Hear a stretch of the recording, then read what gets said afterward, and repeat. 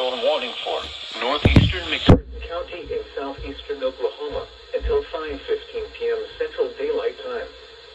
At 4:30 p.m. Central Daylight Time, a severe thunderstorm was located 10 miles south of Octavia, or 33 miles southwest of Mena, moving east at 20 miles per hour. Hazard, 60 miles per hour with gusts and quarter-size hail. Source, radar indicated. Impact, hail damage to vehicles is expected.